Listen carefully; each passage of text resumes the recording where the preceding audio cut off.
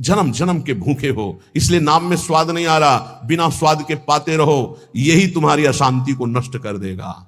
राम भजन बिनु सुनो खगेसा, मिटहि न जीवन केर कलेश। एक एक श्वास में जो तुम नाम जप कर रहे हो, मानो एक एक ग्रास भोजन कर रहे हो, वो तुष्टि पुष्टि क्षुधा निवृत्ति होती चली जाएगी, पर पता चलेगा तब जब आप पेट भर जाएगा।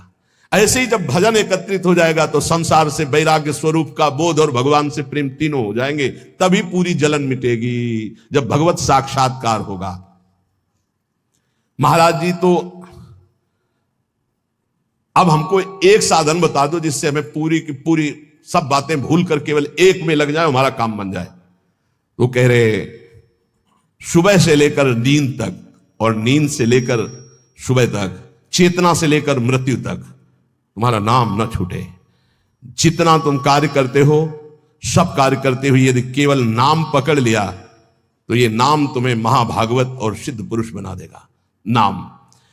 नाम कैसे पकड़ा जाता है? जैसे प्यासे आदमी को खूब अच्छे अच्छे पकवान सामने रख दो, उसे अच्छा नहीं लगेगा, केवल पानी चाहिए, पानी।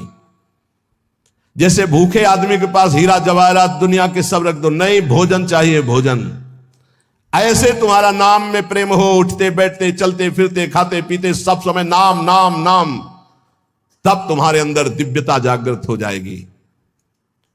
बाबा, नाम से प्रेम नहीं होता, नाम जपने में मन नहीं लगता, तो तुम जब अपने मन की बुराइयों को पकड़ पाओगे और उनको दूर करोगे, तब तुम्हारी नाम में प्रीति होगी। इसीलिए तो कहते हैं कि खूब सत्संग सुनो। जब तक सत्संग नहीं सुनोगे तो तुम्हें पता ही नहीं चलेगा कि तुम्हारी गलतियां क्या क्या हैं, बुराइयां क्या क्या हैं। सत्संग सुनोगे तो सत्संग से दो बात होती है, अपनी बुराइयों का पता चलता है और उनके त्यागने की बलवृत्ति मिलती है सत्संग से। भक्ति स्वतंत्र सकल गुण खानी, बिनु सत्संग ना पावई प्राणी। भक्ति, निरंतर भजन इस समस्त गुणों को प्रकाशित कर देता है, पर बिना सत्संग के शुद्ध भक्ति का जागरण नहीं होता। इसलिए सत्संग से हमारे अंदर जो बुराइयां हैं वो समझ में आती हैं। बुराइयों को दूर करने की सामर्थ्य भी सत्संग से आती है। फिर सत्संग से ऐसा मन सावधान हो जाता है कि बुराई करने की तो बात जाने दो, बुराई की समीपता बर्दाश्त नहीं होती है, बुराई का चिंतन बर्दाश्त नहीं होता है। हृदय दर्पण की तरह साफ हो जाता है, जरा सी भी बुराई बहुत बड़ा पहाड़ जैसा दिखने लगती है। ऐसे उपासक के हृदय में नाम के प्रति प्रियता हो जाती है और वो खूब निरंतर नाम जपने लगता है। महाराज जी, लोग कहते हैं कि भगवान के दर्शन से क्या मिल जाएगा, क्या लाभ हो जाएगा? भगवान के दर्शन हो गए तो फिर बाकी क्या रह जाएगा? उत्तर, भगवान के दर्शन से बढ़कर कोई लाभ? अरे अभी तो भक्ति करो, मन को शुद्ध करो, खूब नाम जप करो, फिर आगे तुम देखोगे भगवत साक्षात्कार से बढ़कर कोई लाभ होता है? अरे जिसके जानने के बाद कुछ जानना बाकी नहीं रहता, जिसे पाने के बाद कुछ पाना बाकी नहीं रहता, वो भगवान है। उनका साक्षात्कार होने के बाद जो दिव्यता, जो दिव्य आनंद रहता है, उसे कुछ बाकी रहता है। तो हमें क्या करना चाहिए? फिर हम कह तो रहे तुम्हें निरंतर नाम जप करना चाहिए, निरंतर नाम जप करना चाहिए। तो माला से जपे या अंगुलियों से जपे? भाई, नए साधक को गिनती से नाम जप करने में ज्यादा रुचि होती है, इसलिए गिनती पर दृष्टि नए साधक को संख्या पर रखनी चाहिए। ये बहुत अच्छी बात कह रहे हैं, नए साधक को संख्या पर दृष्टि रखनी चाहिए। आज 11 माला किया, फिर और बढ़ाया, फिर और बढ़ाया, फिर और आगे चल करके फिर ऐसा मन हो जाता है कि फिर वो निरंतर जब पकड़ता है तो माला भी अच्छा नहीं लगता। कौन गिनती करे, कौन सुमेरु आई तो पलटे, उधर ध्यान दे या अंदर ध्यान दे, फिर वो स्थिति आती है। बाबा, नाम जपने में जैसे मन भागता है तो क्या करना चाहिए? तो नाम को बार बार लिखे या नामी की मूर्ति सामने बना रख ले, छवि सामने रख ले, उस छवि को बार बार देखता रहे। मनो राधा वल्लभ लाल जी की छवि रख ली, बार बार देख रहे हैं, नाम जप कर रहे, फिर अंदर राधा वल्लभ की छवि देख रहे हैं, फिर नाम जप कर रहे, फिर बाहर देख रहे। मन भागे तो छवि में लगाओ, नाम में लगाओ। बाबा, अच्छा बताइए, नाम में प्रीति कैसे हो? शरीर पवित्र रखो, वस्त्र पवित्र रखो, भोजन पवित्र रखो, संग पवित्र रखो, तो विचार पवित्र होंगे। विचार पवित्र होगा तो फिर यह समझ में आ जाएगा कि नाम के बराबर कोई साधना नहीं है। नाम जपने के बराबर कोई साधना नहीं। जो नाम जप करता है उसके लौकिक और पारलौकिक सारी कामनाएं पूर्ण हो जाती है और उसको मोक्ष पदवी मिल जाती है। यदि मोक्ष नहीं चाहता तो उसे प्रेम प्राप्त हो जाता है। देखो, जैसे सूर्य नारायण उदय होते ही अंधकार नष्ट हो जाता है, ऐसे नाम का प्रकाश होते ही अज्ञान अंधकार नष्ट हो जाता है। पर ये उन्हीं का होता है जिनकी पवित्र दिनचर्या होती है। शरीर पवित्र रखो, वस्त्र पवित्र रखो, भोजन पवित्र रखो, विचार, आपके विचार अगर गंदे हैं तो फिर नाम कैसे चलेगा अंदर। विचार पवित्र रखो। देखो, हम तो कहते हैं जब प्रातः काल उठो तो खूब नाम जप करो, जब सूर्य उदय हो रहे हो तो खड़े होकर उनका आदर करो, अर्घ दो, दंडवत प्रणाम करो। अरे सूर्य भगवान है, सूर्य नारायण है। ये लोग जो सूर्य उदय हो रहे हैं और सो रहे हैं, उनकी श्री कीर्ति आयु सब धीरे धीरे नष्ट हो रही, वो जान नहीं पा रहे। महाराज जी, कोई कहता है कि ज्ञान श्रेष्ठ है, कोई कहता भक्ति। अरे बाबा, तुम इन बातों में मत फंसो कि ज्ञान श्रेष्ठ है कि भक्ति श्रेष्ठ है। अरे जिससे संसार का चिंतन छूटे और प्रभु की याद आवे वो श्रेष्ठ है। जो तुम पकड़ पाओ जल्दी करो, नाम जप करो। इसमें मत लगो कि ज्ञान श्रेष्ठ है कि भक्ति श्रेष्ठ है। मर्यादा भगवान के नाम की एक अमोघ है। खूब नाम जप करो। चारों शास्त्र, वेद, पुराण, जितना ज्ञान है सब नाम में भरा हुआ है। तुम जितना नाम जप करोगे उतना आपके हृदय में वो प्रकाशित हो जाएगा। तुम्हारे मन को जैसे विषय खींच रहे हैं, ऐसे तुम्हारे मन को नाम खींचेगा। बहुत ध्यान दीजिए। जैसे विषय तुम्हारे मन को खींच रहे हैं, ये भोगूं, ये भोगूं, ये भोगूं, एक दिन नाम ऐसे खींचेगा तुम्हारे मन को, श्री जी से जोड़ देगा। पक्का ऐसा ही है। संसार के भोगों की तरफ से जब ग्लानि होने लगे, घृणा होने लगे, तो समझ जाना कि नाम तुम्हें खींच रहा है प्रभु की तरफ। और अगर ऐसा नहीं हो रहा तो अभी इतना नहीं नाम जप कर पा रहे कि तुम्हारे मन को खींच कर वो प्रभु में लगा दे। जिस प्रकार दीपक को हम जलाते हैं तो वो अपना प्रकाश करता है, और जब सूर्योदय होता है तो उसका अपना प्रकाश होता है। तो अन्य साधक सब दीपक की तरह प्रकाश करते हैं, और नाम जब प्रकाश करता है तो सूर्य की तरह प्रकाश करता है। मन का संपूर्ण अंधकार नाम जप से दूर हो जाता है। दीपक दूसरी कोठरी तक प्रकाश नहीं पहुंचा पाता, और जब सूर्योदय होना होता है तो अंदर की गुफा में भी प्रकाश अपने आप पहुंच जाता है। तो स्थूल शरीर, सूक्ष्म शरीर, कारण शरीर, तीनों में ज्ञान का प्रकाश कर देने की सामर्थ्य अन्य साधनों में नहीं, नाम में है। यह प्रकाश इसलिए नहीं हो पाता कि तुम बुरे विचार, बुरा संग, बुरा भोजन, बुरे कर्म नहीं छोड़ पा रहे हो। बुरे कर्म अगर करोगे तो तुम्हारे विचार गंदे रहेंगे, तो फिर प्रकाश कहां से होगा। इसलिए बुराइयों को रोको, बुरे विचारों को रोको, बुरे आहार को रोको, बुरे संग को रोको। देखो, कलिकाल की बड़ी महिमा है। इसमें नाम जप से बहुत जल्दी भगवत साक्षात्कार होता है। कलिकाल की एक महिमा है। कलि का एक विशेष प्रभाव है। कलयुग केवल नाम आधारा। अगर आप नाम जप कर रहे हैं तो इसमें बहुत जल्दी भगवत साक्षात्कार होता है। नाम जापक के हृदय में नित्य दिन अमृत बरसत सारे, मधुर मधुर ध्वनि बादर गरजत, कोटिन चंद्र सहस उजियारे। नित्य दिन अमृत बरसत सारे, ज्ञान का अमृत, प्रेम का अमृत, जो चाहिए वो नाम से सब बरसता है। बोले मधुर मधुर ध्वनि जैसे अंदर हो, राधा राधा राधा, यही बादल की गर्जना है। करोड़ों चंद्रमा एक साथ उदय हो जाए, ऐसी शीतलता, ऐसा अमृत वर्षण, ऐसा आनंद, ऐसी चांदनी हृदय में नाम प्रकाशित करता है। सुरत कटोरी भरी भरी पीवे, पियत पियत छके अगर जियारे, मग्नानंद स्वरूप अखंडित पिया हेरत भय आप पियारे। स्वामी श्री मग्नानंद सरस्वती जी सेनपुर कह रहे कि सुरत माने स्मृति। स्मृति की कटोरी में भर भर करके नाम जो पी रहे हैं, वो पीते पीते इतने छक गए, इतने मगन हो गए कि बोले पिया हेरत भय आप पियारे। अपने प्रीतम का साक्षात्कार हुआ कि वो खुद प्यारे हो गए। पिया हेरत भय आप पियारे, तस्मित जने भेदा भावात, ब्रह्मविद ब्रह्मवि भवत। लाली मेरे लाल की जित देखो तित लाल, और लाली देखकर मैं गई तो मैं भी हो गई लाल। तो बोले मग्नानंद स्वरूप अखंडित पिया हेरत भय आप पियारे। नाम में ऐसी सामर्थ्य है। इसलिए साधक बता रहे महाराज जी, साधक के लिए, नाम जापक के लिए विषयी पुरुष का संग सबसे बड़ा पतन का हेतु है। नाम जापक को नाम में प्रेम पाने के लिए केवल नाम जापक संतों का संग करे, बस विषयी पुरुषों का संग न होने पावे। साधक को शरीर स्वस्थ रखने के लिए भोजन पाना जबान के स्वाद के लिए नहीं, खान पान का संयम रखो। भजन अपना कभी प्रकाशित ना होने पावे कि मैं इतना जप करता हूं, गुप्त रखो भजन को। अपने को भजनानंदी बनाओ, लेकिन भजनानंदी प्रकाशित मत करो।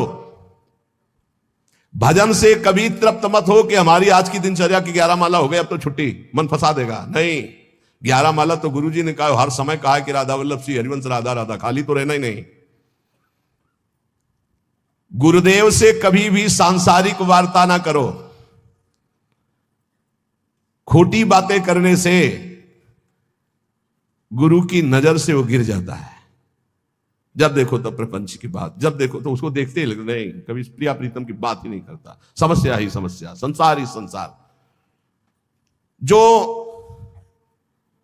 ध्यान दीजिएगा, पाप कर्म, छल कपट, मान की चाह, धन की चाह, पराई स्त्री के प्रति राग, दूसरों की निंदा, परचर्चा, अभिमान, धूर्तता, पाखंड, इन दोषों का त्याग करके संयम ब्रह्मचर्य से रहता है, उसको यह शिकायत ही नहीं हो सकती कि मेरा नाम जब निरंतर नहीं चलता। निरंतर चलेगा। किनका नहीं चलता? जो पाप कर्म करते हैं, जो छलिया हैं, कपटी हैं, जो मान चाहते हैं, जो धन चाहते हैं, जो पराई स्त्री के प्रति राग बुद्धि, जो दूसरों की निंदा, जो दूसरों की चर्चा करते हैं, अभिमान करते हैं, धूर्तता, पाखंड करते हैं, उनके हृदय में नाम नहीं चलता। ये परदोष दर्शन भगवत प्राप्ति में महान बाधक है। इसलिए पर चर्चा, परदोष दर्शन, पर निंदा भूल कर साधक न करे, नहीं नाम जप नहीं कर पाएगा।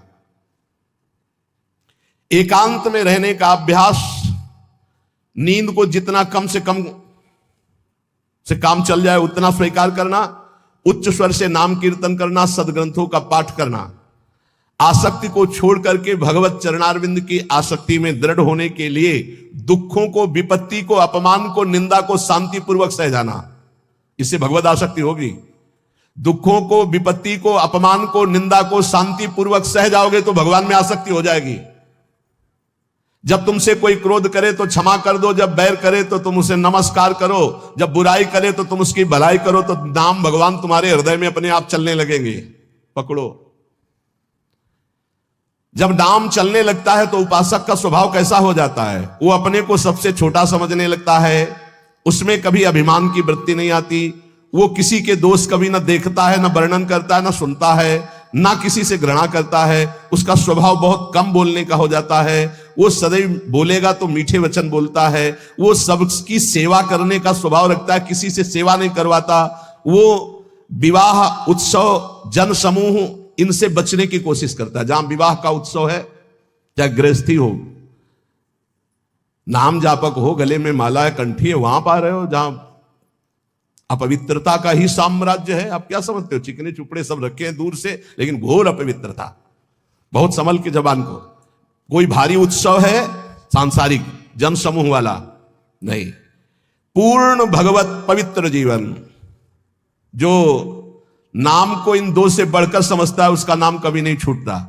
काम भोग से और धन से, दो से बढ़ करके जो नाम को आदर देता है उसका नाम कभी नहीं छूटता। नाम कहां छूटता है? काम वासना और धन वासना में जिसकी वृत्ति है वो नाम निरंतर नहीं चला सकता। नाम जपने के बीच में खाई है, निरंतर उधर नाम जप होने लगेगा। दो खाइयां पार कर लो, काम भोग की और धन के चाह की, तो उधर नाम जप निरंतर होने लगेगा। नाम अविनाशी है, जीव अविनाशी है, पर बीच में धाराएं हैं विनाशी। कंचन कामिनी कीर्ति, इनको पार कर लो, निरंतर नाम जप करो। इनके पार करने के लिए तीन बातें चाहिए। कंचन कामिनी कीर्ति को पार करने के लिए सदगुरु की सेवा, मैं शरीर नहीं हूं ऐसा चिंतन, और हर कर्म शास्त्र सम्मत, तो कंचन कामिनी कीर्ति तीनों से पार हो जाओगे। सदगुरु की सेवा, मैं शरीर नहीं हूं ऐसा आत्मचिंतन, और जितने कर्म है वो सब शास्त्र के अनुकूल, तो माया से पार हो गए। तीन खाइयां। जब नाम जब शुरू होगा तो ये विघ्न आएंगे, इनसे बच जाना। लोक में मान प्रतिष्ठा यश और उसका भोग भोगना। लोक में मान प्रतिष्ठा यश है, उसका भोग नहीं भोग रहे हो, कुछ नहीं बिगाड़ पाएंगे। अगर भोग भोग ले छाती ठंडी होना। नाम हो रहा है, प्रणाम हो रहा है, नमस्कार, हृदय शीतल हो रहा है, तो आप चैन से अभी शीतल कर ले, आगे चल के बहुत आग गिरेगी। मान प्रतिष्ठा का भोग करने वाला निरंतर नाम जप नहीं कर सकता, उसे भ्रष्ट होना पड़ेगा। धन लाभ के लिए विचारवान रहना, नाम जप करते हुए भोगों में सुख बुद्धि होना, ये भोग मिल जाए, ये भोग मिल जाए। नाम जप करते हुए जो मैं इच्छा करूं वही मिल जाए, वो मिल जाता है। ये कभी निरंतर नाम जप होने नहीं देंगे, सफल नहीं होने देंगे। फिर एक लोक में मान प्रतिष्ठा होना, उसका भोग। धन लाभ के लिए विचारवान रहना, चिंतन करना कैसे धन मिले, जो मैं चाहूं वो मिल जाए, वो मिल गया। ये तुम्हारे भजन को क्षीण कर देंगे, भजन नहीं होने देंगे। इसलिए उपासक सावधान होकर जो सुने उसे मन में गुने, आचरण में उतारे। केवल तुम हो, तुम परमार्थ में, और सब तुम्हारे विरोधी हैं, मान लो। पूज्यपाद सिवड़िया बाबा, ऐ साधक तू अकेला है, पूरा विश्व तेरे खिलाफ है। कैसे महाराज, अब आप ही तो हमारे जीवन हो। अब गया मन, हुआ ना चिंतन, तो ले गया ना तुम्हारा चिंतन। ये कोई गाली दे के, कोई मान करके, कोई भगवान बना करके, कोई धूर्त कह के किसी भी तरह से तुम्हारे चित्त को खींचने ना पावे। पूरा संसार तुम्हारे चिंतन को खींचने वाला है, तुम केवल अकेले अपने चिंतन को बचा के प्रभु में लगा दो। बस यही सूरवीरता है, यही पूरे संसार पर विजय प्राप्त करना है। और इसी के लिए ये चर्चा रोज हो। इनसे बचो, ये करो, ऐसे सावधान रहो। ये सत्संग केवल भगवत प्राप्ति के लिए। इसलिए हाथ जोड़कर प्रार्थना है, आप अपनी कृपा अपने ऊपर करके ये जो सुन रहे हो इसको आचरण में उतार लो। खूब नाम जप करो। मान लो अभी कोई तुम्हारा नहीं, अभी आपकी नवीन अवस्था है, अभी वैराग्य पूर्वक रहो, खूब भजन करो। आगे चल करके तुम्हें जीवन में बहुत बढ़िया सुख मिलने वाला है। ऐसा आनंदमय सुख जो किसी के संग की जरूरत नहीं पड़ेगी। और आज तुम ऐसे कमजोर बन जाओगे तो कल बहुत रोने वाले हो, कोई तुम्हारे आंसू पूछने वाला नहीं। यहां जो आंसू पूछने के लिए आता है ना, वो ऐसा और एक दर्द पैदा करता है कि और चिल्ला के रो, कोई आंसू पूछने वाला नहीं। संसार में अगर तुम्हारे कोई आंसू पूछे तो बचना, वो पूछेगा कम, ऐसी व्यवस्था और कर देगा कि तुम अभी तो धीरे से रो रहे, फिर और रोगे। ये संसार है। अगर आंसू पूछने के लिए आए तो केवल प्रियालाल आवे तो विश्वास करना, अन्यथा तब तक अपने आंसुओं को पूछने मत देना किसी को। हमारी बात समझ लेना। कोई बहुत प्यार दुलार दिला रहा है, बहुत बचो, है उसकी दृष्टि में कुछ तुम्हारे पास जिसके लिए वो तुम्हारे आंसू पूछ रहा है। तुम्हारे आंसू नहीं पूछ रहा है, वो अपनी कोई ना कोई वासना, कोई ना कोई इच्छा, कोई ना कुछ देख रहा है तुम में, इसीलिए। और जिस दिन तुम केवल प्रियालाल का इंतजार, जिसने बांधा है वही छोड़ेगा, जिसने रुलाया है वही आके पुचकारेगा। हमको इंतजार उनका करना है, तब तक रोना बंद नहीं करना है। बिन रोए किन पाइया प्रेम प्यारा मीत, एकांत में बैठ के रो, लाख समझाते हैं। अपने लिए दुनिया रो रही, बड़े बड़े मोटे आंसू गिरते हैं तो लालच लगता है, ये आंसू तो श्री जी के लिए। श्री जी की चर्चा में कभी नहीं रोना। कितने को ऐसे देखा है, श्री जी की बात पर, श्री जी के लिए कभी नहीं रोना, और अपनी जरा सी बात पर तो इतने बढ़िया आंसू गिरते हैं, मोटे मोटे आंसू गिर। अपनी प्रतिकूलता, अपनी अनुकूलता के लिए रोना आता है। ए भाई, ये संसारिक लक्षण है। भक्त के कभी आंसू भगवान के सिवा कहीं और गिर नहीं सकते, ये पहचान है। काट डालो तो भी आंसू नहीं आएंगे, वो उसके आंसू सिर्फ बिके हैं भगवान के लिए। अगर उसके आंसू ढलकेंगे, निकलेंगे तो केवल प्रियालाल के लिए। तो ऐसे बनो, प्रियालाल के लिए रो। संसार में कोई आपका नहीं है। ये हमारी बातें आपको लगेंगी कि हमारे तो बहुत है प्यार करने वाले, तो धिक्कार है भी तुम्हारी बुद्धि तुम्हें धोखा दे रही।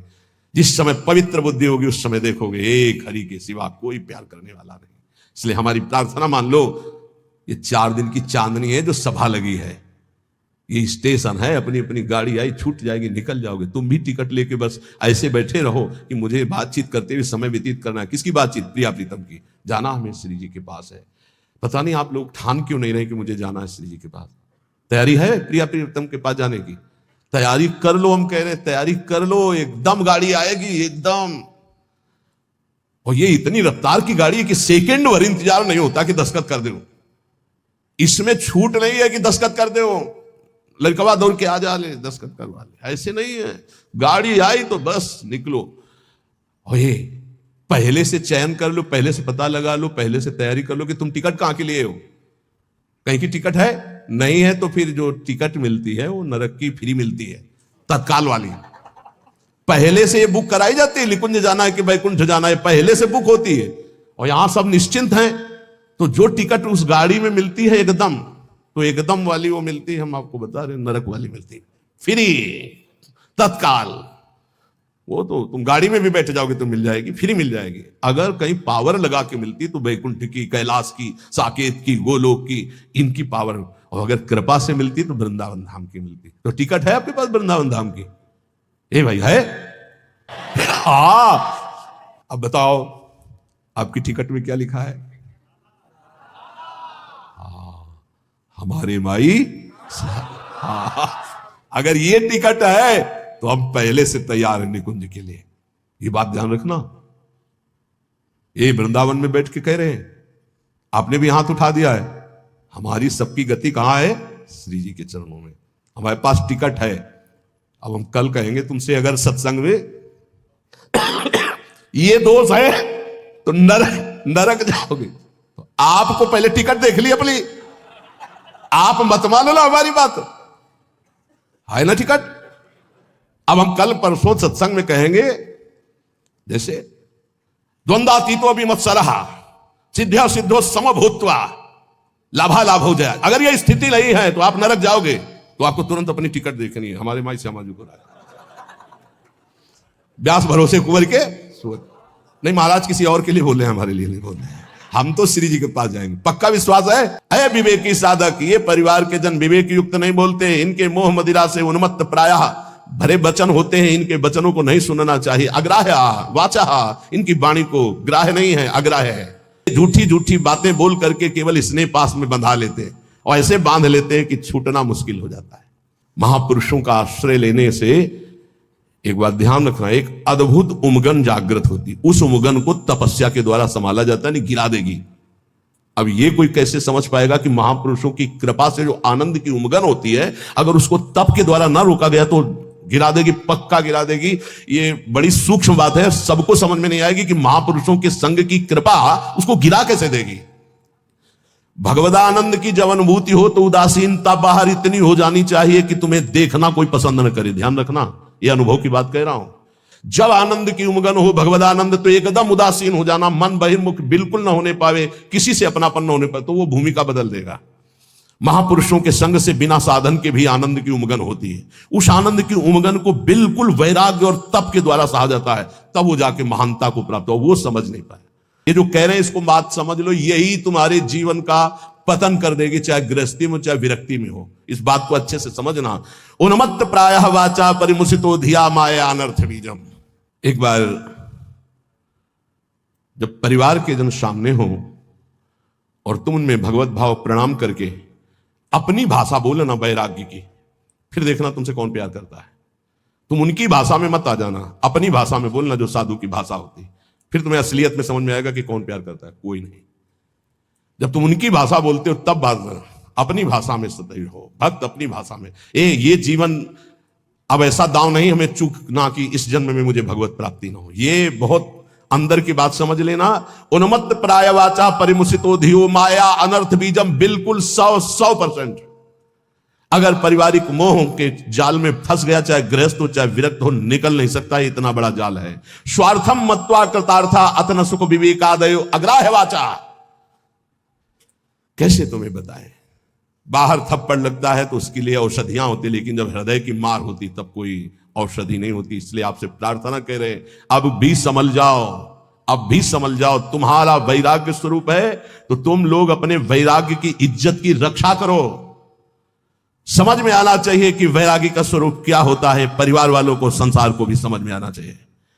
आपका अपने ठाकुर सेवा, अपनी भगवत सेवा, अपने दिनचर्या इतना महत्व हो कि सामने वाला 1 घंटे दरवाजे पे खड़ा रहे और सोचे कि क्या इनकी भागवतिक रति है।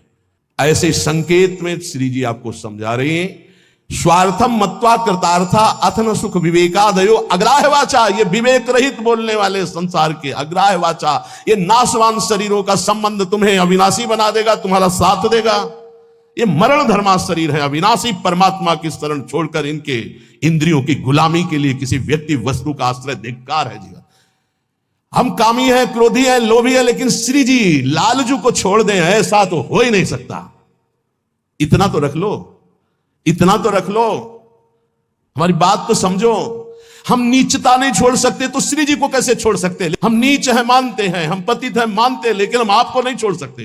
हमारा स्वभाव नहीं छोड़ सकना, हम नीचता नहीं छोड़ सके, काम नहीं छोड़ सके, तो नाथ आपको कैसे छोड़ सकते हैं? अब आपके गले पड़ गए। अगर हम कामी हैं तो आपके हैं, पतित हैं तो आपके हैं, आपको नहीं छोड़ सकते। इतना तो पकड़ लो यार, इतना तो पकड़ लो।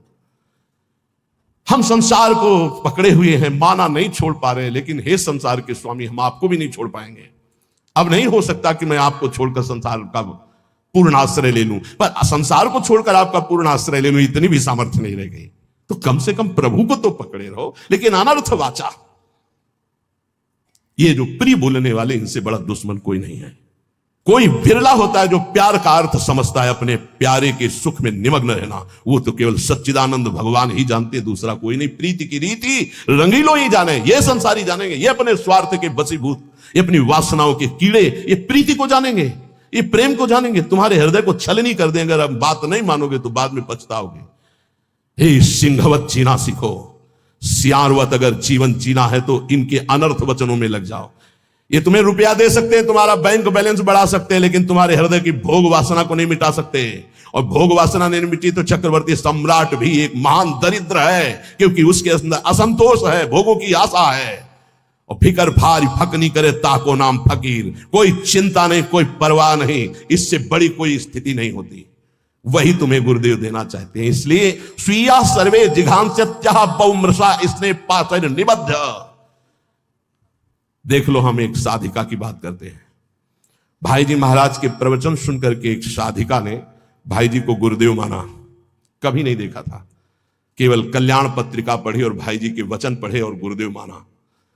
भाई जी की छवि कहीं से पता लगी तो मंगाकर अपने सिंहासन पर विराजमान। रात दिन दरवाजा बंद, घर के सदस्य उसे भोजन दे देते, बस दरवाजा बंद। नवयुवती भाई जी की छवि। रात एक दिन उसके अंदर इच्छा ही, क्या मैं अपने गुरुदेव को कभी भरने तरह से देख सकती हूं सामने से? वो सत्य सच्चिदानंद में मेरे गुरुदेव क्या कभी चलकर मेरी कुटिया में? असंभव।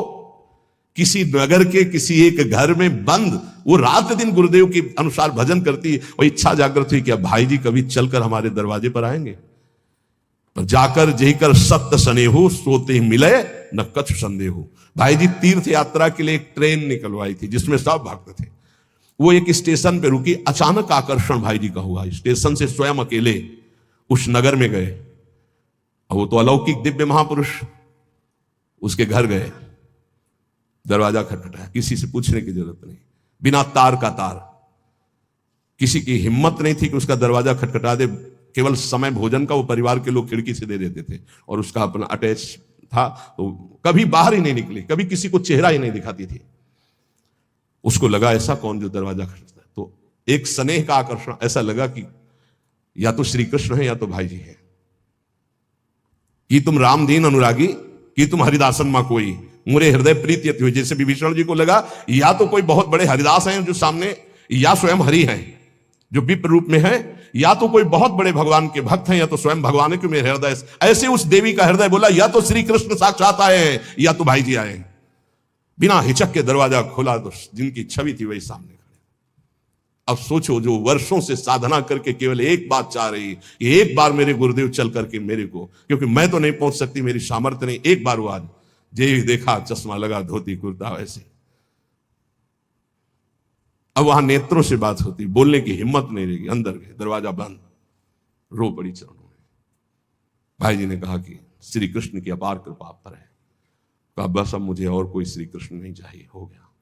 मेरी आखिरी इच्छा थी कि गुरुदेव एक बार मुझे साक्षात दर्शन दें। थोड़ी देर बैठे, कृष्ण ने कहा मेरी एक प्रार्थना है, अब आप दोबारा कभी यहां बताइएगा। भाई जी ने कहा ऐसा क्यों कहा? बोले आप जब आओगे तो अब हजारों लोग आएंगे, और मैं ये नहीं जानती कि आप भी ये जान पावे कि मैं आपको कितना प्यार करती हूँ। ये जीवन सिर्फ आपके लिए है, और आपके लिए होते हुए भी आप भी ना जान पाए कि मैं आपको कितना प्यार करती हूँ। बस जैसे अभी तक थी वैसे ही रहना चाहती हूँ, अब दोबारा कभी भाई। तो भाई जी ने उसके लिए पद लिखा है, पद रचना की। और पूज्य राधा बाबा से जब ये बात कही तो राधा बाबा ने इसे प्रकाशित किया, नहीं भाई जी इसे प्रकाशित भी नहीं करते। धन्य है वो देवी जो ऐसी एकांत पूरा जीवन भजन करके पूरा कर दिया, कोई जान नहीं पाया उसको।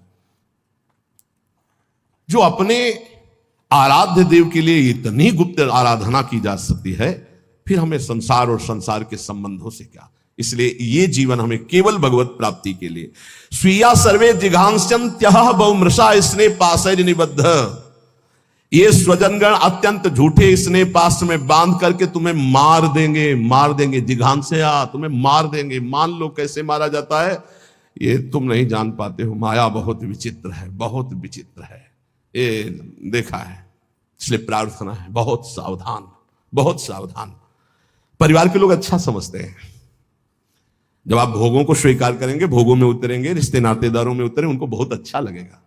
क्योंकि माता आपसे प्यार करती है, पर दो चीजें देखती है, आपका पेट भरा है, आपको अच्छी नींद आती है, आपकी भोग सामग्री पर्याप्त है, बस इतनी उसकी ममता की वृत्ति, इसके आगे वृत्ति नहीं।